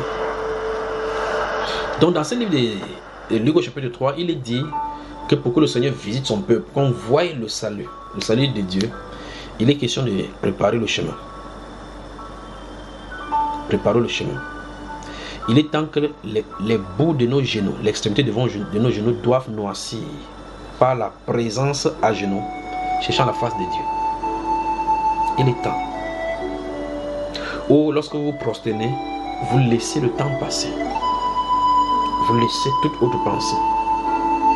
Vous laissez toute autre situation des sujets de prière. Vous désirez seulement sa présence. Seulement sa présence. Vous me suivez, mes soeurs? Seigneur, purifie mon cœur et désire ta présence. Nettoie mon cœur. Enlève tout obstacle de mon cœur. Enlève tout ce qui peut bloquer ta présence dans mon cœur. Il le fera. Il le fera. Tu t'abandonnes entre ses mains. Tu t'abandonnes entre ses mains.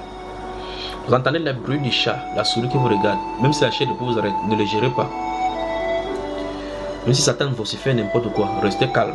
Quand toutes ces vérités vont passer, quelque chose va se produire.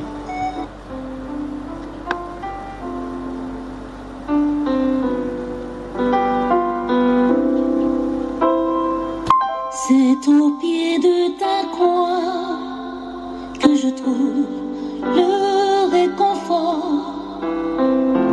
Je n'ai plus peur de rien, je suis blottie dans tes bras. C'est au pied de ta croix que je trouve le réconfort. Je n'ai plus peur de rien quand je suis blottie dans tes bras. Assoiffée de ton nom qui me redonne la vie. Tu me nourris avec ton pain de vie. Voilà, la sœur Anna Teko au pied de ta croix. Actes des apôtres, merci pour la console technique, merci à toutes les grandes équipes qui travaillent afin que le son soit distillé ici. Ça, voilà. On y va, Actes des apôtres chapitre 22.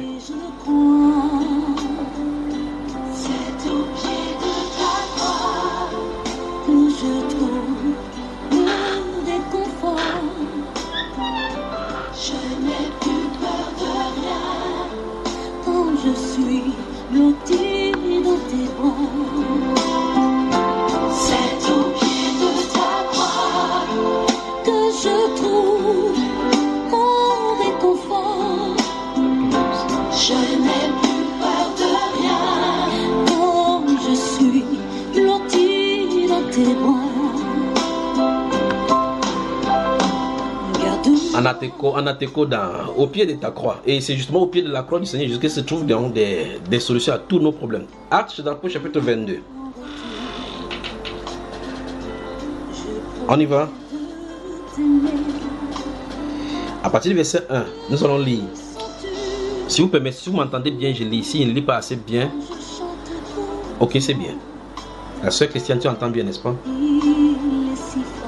La sœur Christiane, il faut que Dieu, le Seigneur Jésus, nous visite. Remarquez ce qu'il a dit aux disciples dans le livre des Jean et même dans le livre de Matthieu. Le Seigneur Jésus va leur dire, parlant de sa mort, il va leur parler de sa mort. La Bible déclare, comme je vous ai dit, je m'en vais comme les Juifs. Ah oui, c'est ça. Ah oui, c'est bon. Il va leur dire, quand je vous ai parlé de la... Si vous lisez Jean chapitre 15, chapitre 16 surtout, il dit au chapitre 16 des Jean, il leur dit, quand je vous ai parlé, comme il va partir chez les Juifs, et vous n'allez pas me voir comme je dis aux Juifs, la Bible déclare que la tristesse a envahi leur cœur. Puis il leur dit cette parole merveilleuse, il dit que après cela vous me verrez. Et quand vous allez me voir, votre joie sera parfaite et personne ne vous ravira plus cette joie. Si vous rencontrez le Seigneur Jésus face à face, rien dans le monde-ci ne pourra plus jamais rien vous faire, ni dire quoi que ce soit. Même si on veut couper votre tête, prendre votre quoi que ce soit, vous ne ferez pas. Mais tant que certaines expériences spirituelles n'est pas entrées en contact avec vous, vous allez naviguer à vue. Vous pourrez marcher avec des doutes. Mais quand vous savez avec certitude que quelqu'un est mort et ressuscité et il vous a rencontré, il n'y a pas d'échange contre cela. Personne ne peut vous enlever cela. C'est donc pour cela que vous pouvez voir les apôtres être ligotés, frappés, brûlés. Ils ont vu Jésus ressuscité. La Bible déclare au chapitre 10 des Actes des apôtres, il dit à nous, il dit que Dieu n'a pas permis qu'il apparaisse à tout le peuple.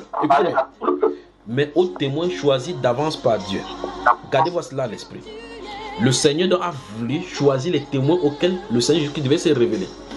Bon, maintenant, on s'attendrait à ce que Jésus, pour calmer les vérités de tous les ennemis, se montre à Pilate, se montre à Caïphe, à Anne, pour dire, mais voici, ils m'avaient tué, mais voici. Dieu ne fonctionne pas comme les hommes, il a son plan. Vous insultez que Jésus ne vit pas vivant. Ce n'est pas Jésus, c'est un démon, on a volé son corps. Ça n'empêche pas qu'il continue son plan. Et son plan va toujours s'accomplir. C'est un prince, Jésus. La Bible déclare qu'ils ont rejeté le prince de leur salut et ils ont demandé qu'on leur relâchât un meurtrier à ses places. Jésus est le plan et je vous le dis, il est le prince glorieux.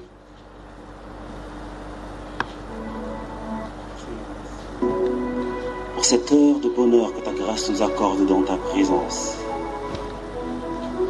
venons à toi, source de bonheur parfait, pour magnifier ton saint nom, exalter ta grandeur et te rendre gloire, car tu es digne d'honneur et de louange. Tu es le prince glorieux. Devant toi, tout genou fléchira et toute langue confessera que tu es Seigneur. Alléluia. À la gloire de Dieu. Nous te devons toutes choses.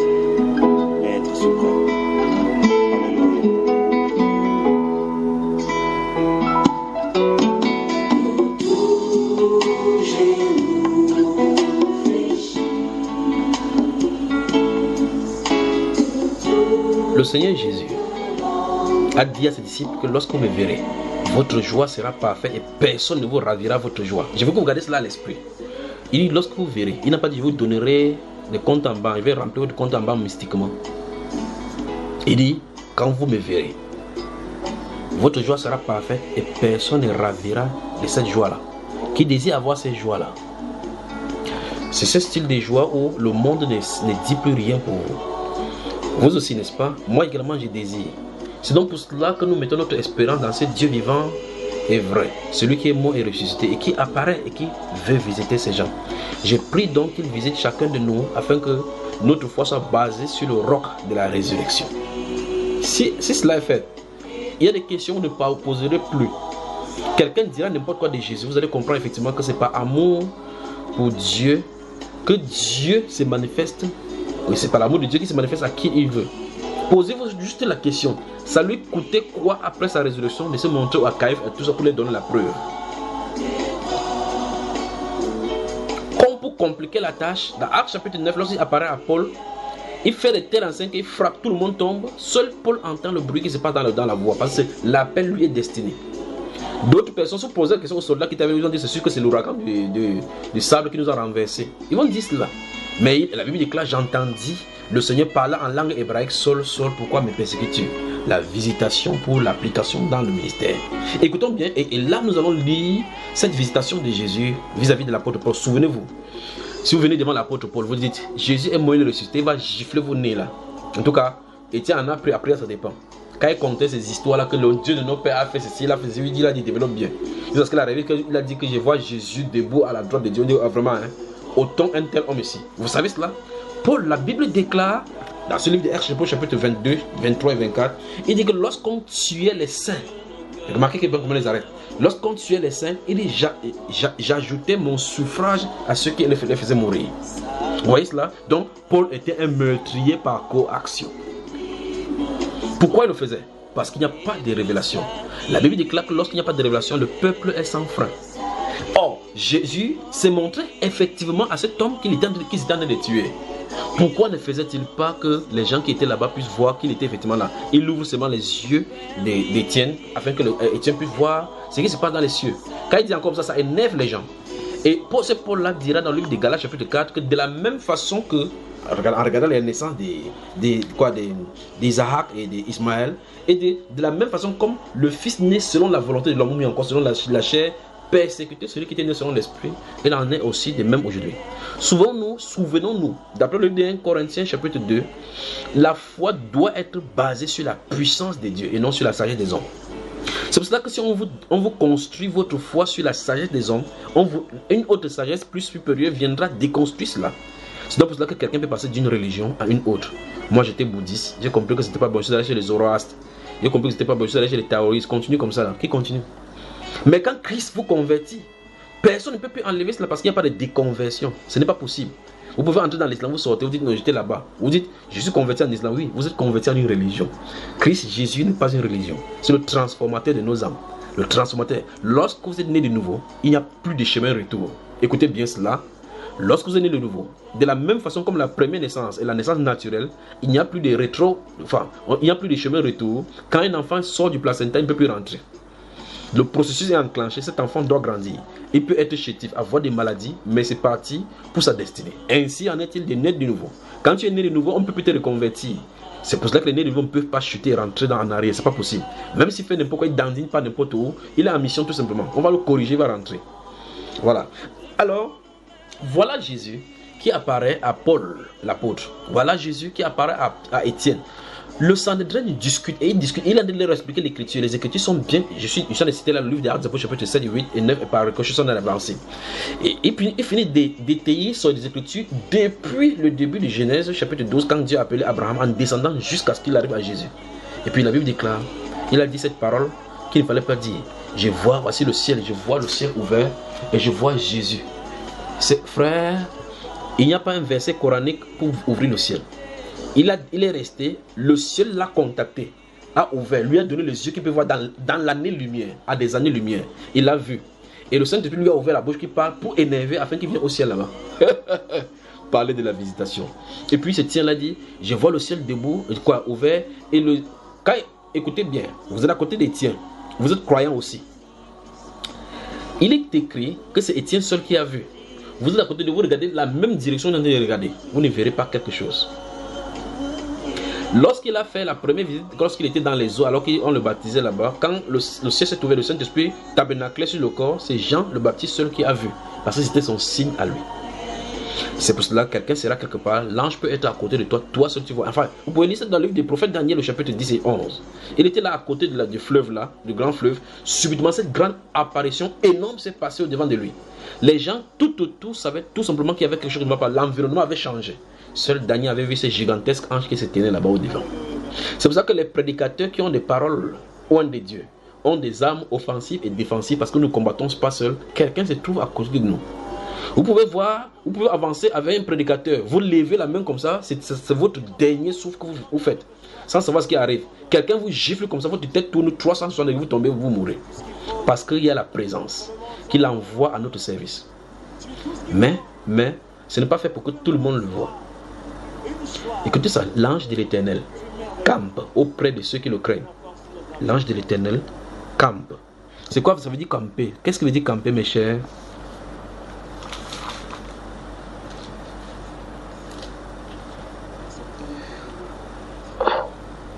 Rester. Ok. Que Dieu vous bénisse.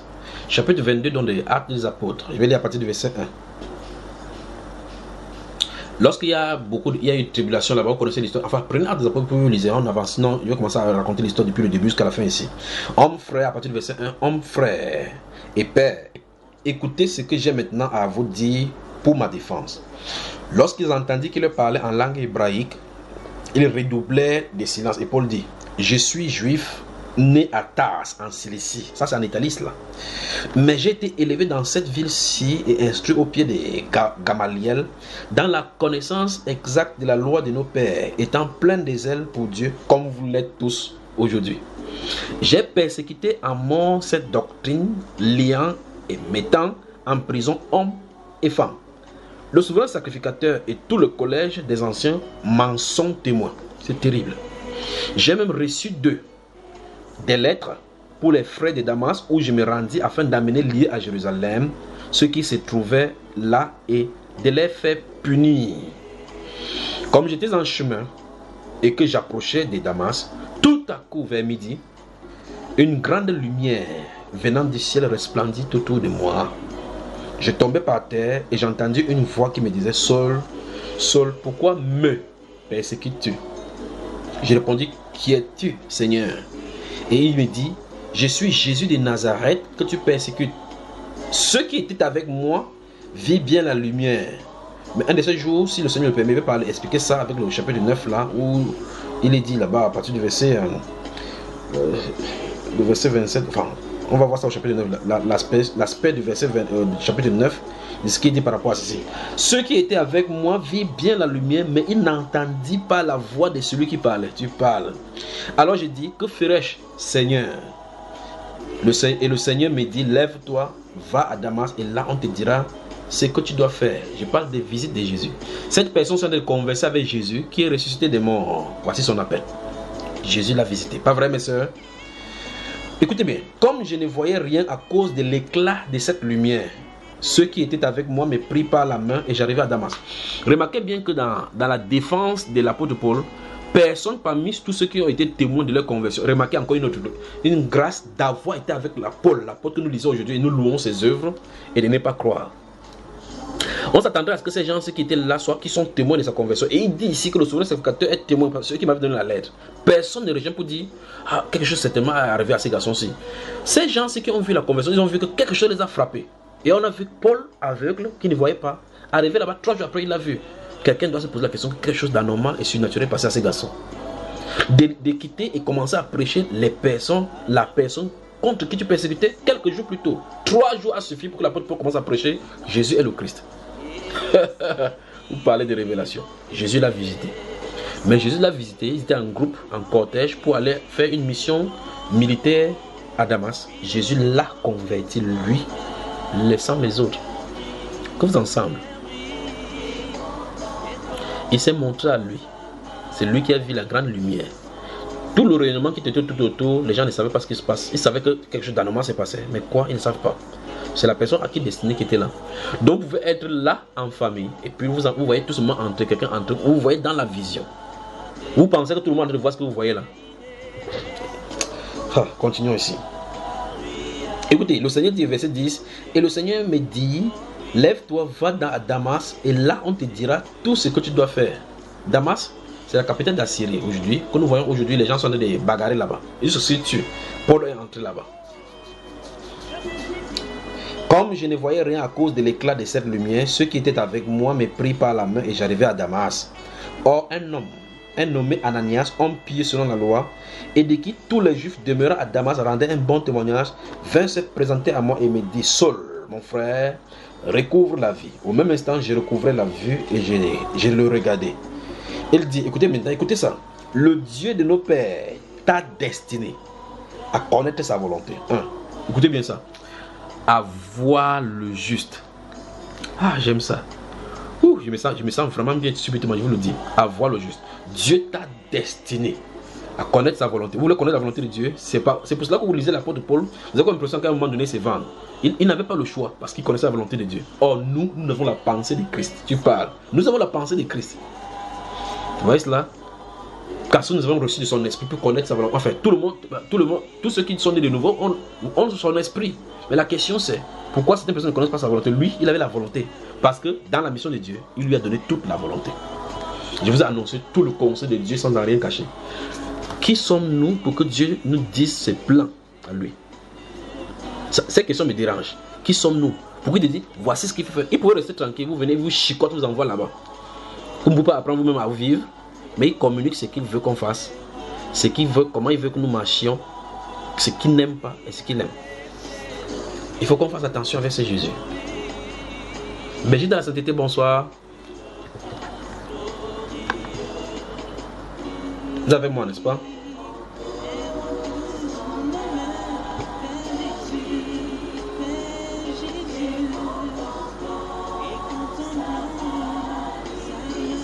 Oui, mon frère. On est là.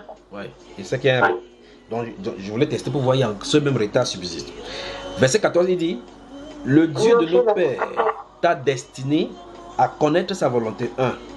À voir le juste. Souvenez-vous de qui est le juste. La Bible déclare dans Actes chapitre 3 et 4 que vous avez tué le juste.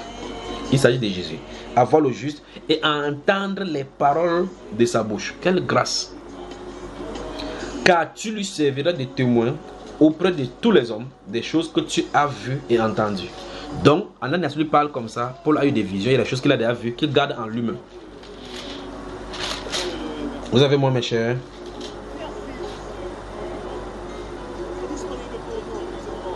Vous avez moi?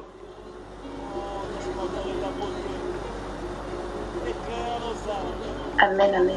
Alors, chapitre 23, rapidement. Gardez-vous à l'esprit que Paul est censé voir le juste. Amen, nous sommes là. Gardez-vous à l'esprit également que le juste, c'est le Seigneur Jésus. Gardez-vous à l'esprit qu'il est censé entendre les paroles de sa bouche. Voilà. Chapitre 23, à partir du verset 6.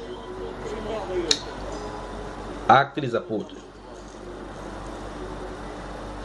Où est la sœur Mireille là? Elle est où?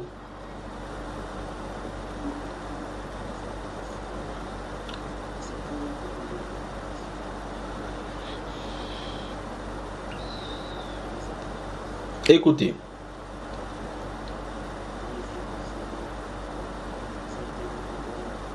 On y va.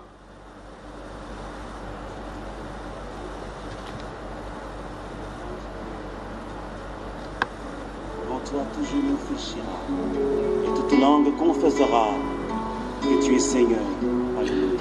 Berger de la sainteté, vous m'entendez, n'est-ce pas? Gloire à Dieu. Nous te devons toutes choses. Maître souverain. Alléluia. Est-ce que vous m'entendez?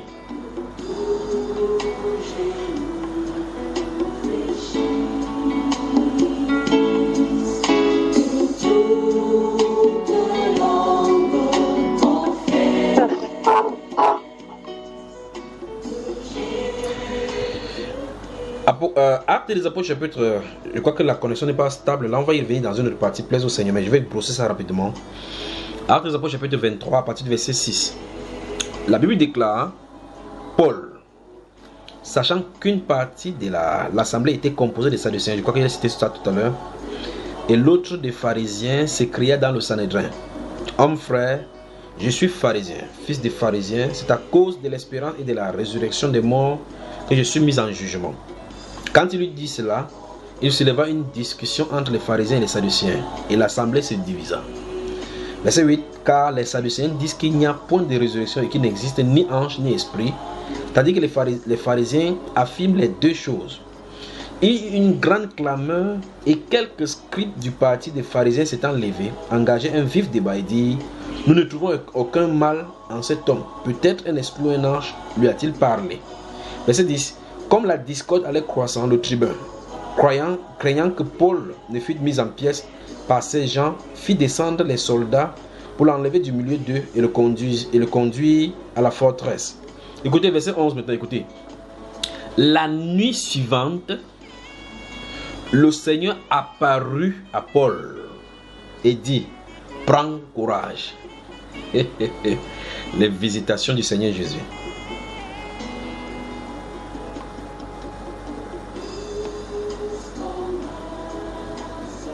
Vous y êtes?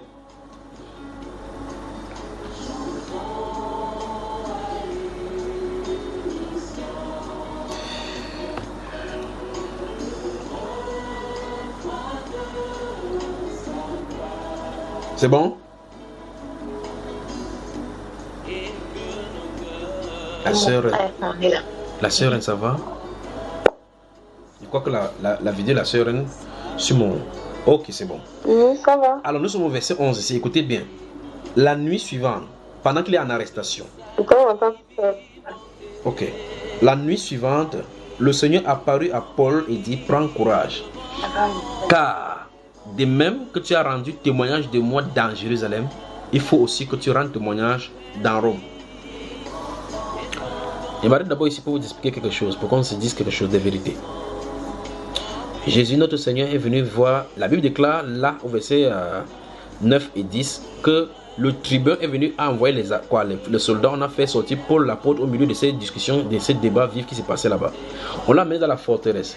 Écoutez bien, Jésus, notre Seigneur, a quitté le ciel. Il est venu dans la prison trouver Paul. La Bible ne dit pas que c'est un ange. On dit le Seigneur lui apparut. On n'a pas dit le Seigneur lui apparut en songe. On dit le Seigneur lui apparut et dit prends courage. Parce que ici il n'est pas question d'un ange. Je veux que vous sachiez. Au chapitre 28, il saura que c'est un ange quand il sera dans la cargaison là-bas. Il a dit qu'un ange du Seigneur dont je suis le serviteur m'a apparu cette nuit et m'a dit qu'il ne va pas se perdre. D'accord? Là, c'était l'apparition d'un ange. C'est donc l'ange qui est au service dans le ministère qu'il a reçu du Seigneur. Ici, écoutez bien cela. Le Dieu de gloire, le Fils de Dieu ressuscité, a quitté le ciel. Il est venu rencontrer Paul dans sa cellule de prison. Lui parler face à face, bouche à oreille, comme le faisait avec Moïse. Lorsqu'il s'asseyait devant Paul là-bas, il a traversé, il y avait les prisonniers dehors. Il y avait les pieds hauts de la bande de prêcher là-bas, mais il était assis face à face avec Paul dans la prison. Quand il est venu, les grilles de la prison ne se sont pas ouvertes pour qu'il fasse sortir Paul l'apôtre afin qu'il n'y ait pas de prêcher. Il a dit, prends courage. De la même façon, comme tu as témoigné de moi dans Jérusalem, il faut que tu témoignes, il faut aussi que tu rendes témoignage dans Rome. Souvenez-vous, la personne qui parle face à face dit que tu dois rendre témoignage de moi. Donc il s'agit du Seigneur effectivement. De même que tu as rendu témoignage de moi dans Jérusalem, il faut aussi que tu rendes témoignage dans Rome. N'avait-il pas reçu de la commission dans son ministère? Tu es destiné à voir le juste et à entendre les paroles de sa bouche. Jésus l'a visité. C'est pour cela qu'il peut dire donc, dans Philippiens chapitre 3, que tout ce qu'il avait dans le monde, il le regarde comme la boue. Si nous n'avons pas le témoignage des visitations comme ça, vous allez encore supporter votre or plus que Jésus. Mais il a dit, si vous me cherchez comme on cherche l'argent, gardez-vous cela à l'esprit. Essayez de voir comment vous cherchez l'argent et essayez d'imaginer comment vous cherchez Jésus. Vous allez voir de quel côté Dieu se trouve. Si c'est Mammon ou bien Dieu. On avance.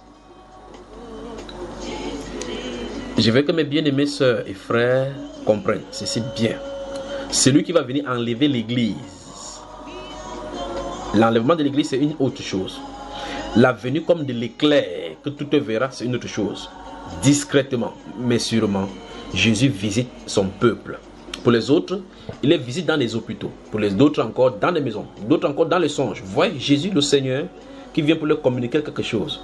Il y a d'autres personnes qui ont entendu plutôt sa voix dans des visitations, mais qui après vont à leur occupation. Ces choses, lorsque tu te convertis, ça ne peut pas te quitter. Quand il t'a déjà parlé, sa voix est majestueuse, doux, autoritaire, doux, mais avec amour. Quand il t'a parlé, quand vous l'avez vu, vous ne pouvez plus être le même. Quand les apôtres l'ont vu ressusciter, vous ne pouvez pas extirper cette joie-là de leur cœur. Vous pouvez couper son pied, posez-vous juste la question. Des hommes et des femmes, comment au courant des siècles pouvaient se laisser à ce qu'on les mette en pâture aux lions, que les lions les mangent? On met un groupe, on vous fait sortir les gladiateurs dans les grands terrains. On fait passer votre mari en tête. Le lion les mange. Et puis vous savez que c'est après votre tour. On dit tout simplement, vous devez sacrifier aux divinités. Dites seulement que César est Dieu, ou bien que c'est César qui est Dieu. De rejeter Jésus, on vous laisse avec le lion. Les gens acceptaient aller mourir pour quelqu'un que les autres ne voient pas. Il faut que vous sachiez, il y a quelque chose de surnaturel entre nos cœurs et le cœur de Jésus. Ces personnes doivent voir quelque chose d'autre en dehors de Jésus. Mais je veux le dire, au nom de Jésus, il y a des gens qui, malgré qu'on confesse son nom maintenant, si on le tape comme ça, ils voient les étoiles un peu comme les Tintins des Simpsons là. 2 fois. On va encore parler de Jésus, il a dit que non, il n'est plus là-dessus. Je vous le dis. Chapitre 18, des Actes des Apôtres toujours. Rentrons au chapitre 18. Ici, nous nous trouvons à Corinthe, justement, où Christ s'est manifesté puissamment. Qui nous aide vraiment, ma soeur? Qui nous aide? C'est pour ça que nous avons besoin de l'expérience avec lui. Nous avons besoin de l'expérience avec notre Sauveur. Nous avons besoin de savoir quel héritage nous avons de lui. Il dit quand il sera ressuscité, il va se présenter à ses disciples. Et quand il va se présenter, quand ils vont le voir, souvenez-vous de cela, les Jean chapitre 15 et 16. Quand ils vont le voir de nouveau, notre joie sera parfaite. Jésus désire donc se présenter. J'ai cru en 1930. Oui, j'ai cru en 1980. Je croyais que j'avais cru. Maintenant, j'ai cru en 1920. J'ai cru en 1999. Je crois que maintenant, je crois maintenant que je viens de croire. En temps, tu croyais quoi? Vous voyez, les versets bibliques rafraîchissaient l'esprit, rafraîchissaient notre intelligence. On croit. Croire la Bible, croire le Seigneur Jésus-Christ, ça ne veut pas dire qu'on connaît les Écritures. Non. Il y a des gens qui connaissent ça de façon l'ivresse. Les pharisiens et les sadducéens connaissaient la lettre. Mais pour que la transformation ait lieu, il faut sa visitation d'une façon ou d'une autre. Il faut que l'esprit vienne à l'œuvre.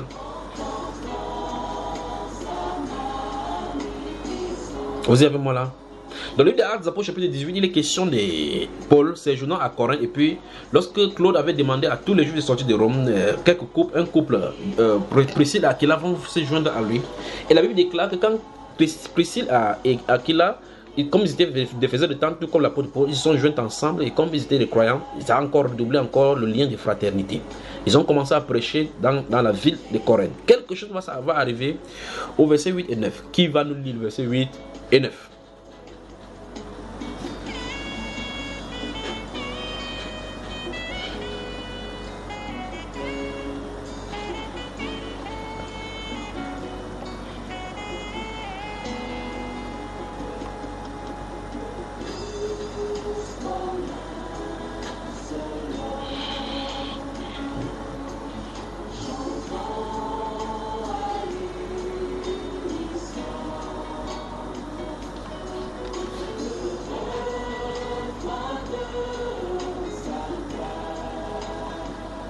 Acte 18, mon frère. Acte chapitre 18, verset 8, 9, 10 et même 11. Acte 18, le verset 8 et 9.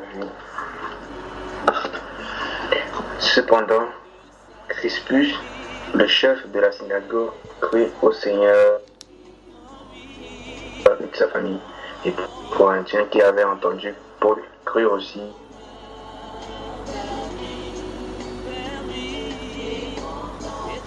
Mais parle et ne te tais pas.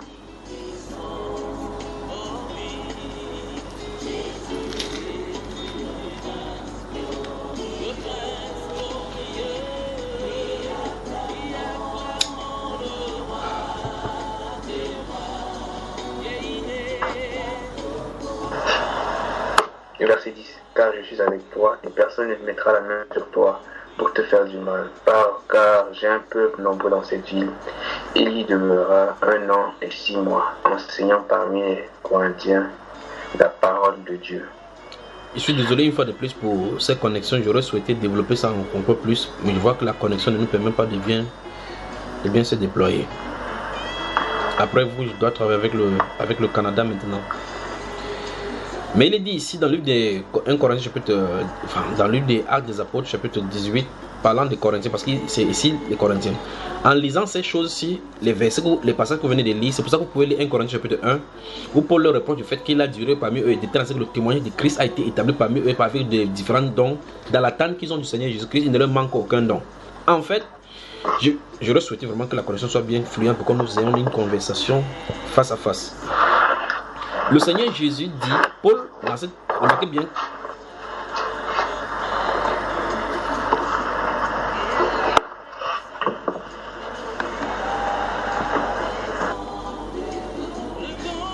remarquez que dans ces actes des apôtres, Paul va prêcher, ça va amener le tumulte là-bas. Au point où le chef de la synagogue, Crispus, a cru avec sa famille et se fit baptiser. Et la Bible déclare et plusieurs autres Corinthiens qu'il avait entendus. C'est terrible. Un de ces jours, comme le frère Frédéric note toujours les thèmes que j'annonce là, je vais parler de la parole transformatrice, la parole qui transforme. Je vais parler de ce thème-là, Donc vous voyez effectivement. Maintenant, regardez, vérifiez que Paul prêche tout simplement dans la synagogue. Lorsqu'on le menace, en réalité, il a l'intention de quitter Corinthe pour partir. La Bible déclare au verset 9, le Seigneur dit à Paul en vision pendant la nuit. Écoutez bien, ça c'est merveilleux ce qui se passe dans les Saintes Écritures. Ne crains point, mais parle et ne te tais point. Ça c'est terrible. Que Dieu nous aide. Que Dieu nous aide.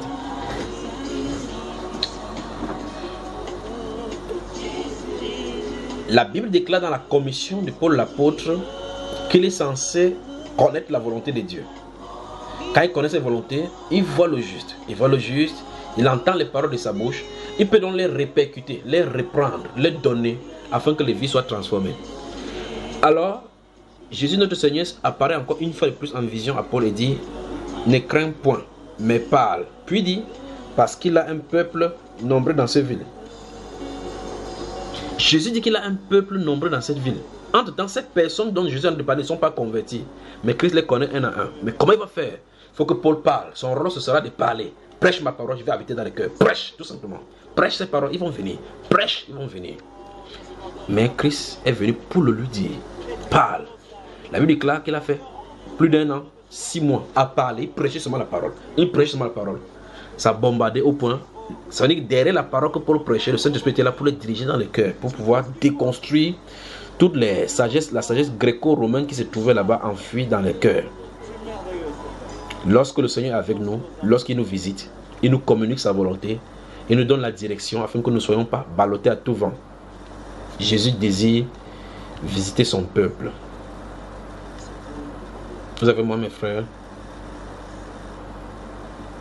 Que le Seigneur vous bénisse. Brigitte dans la sainteté, bonne soirée. Amen. Bonne soirée.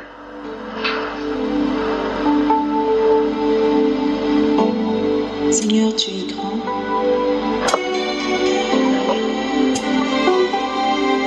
Tu es tout puissant. Tous les autres dieux sont des faux dieux. Ils viendront tous se prosterner devant toi pour reconnaître ta puissance, pour reconnaître ta majesté, pour reconnaître ta splendeur, mon Dieu. Sois béni à jamais parce que tu es grand. Donne-nous de contempler ta grandeur chaque jour.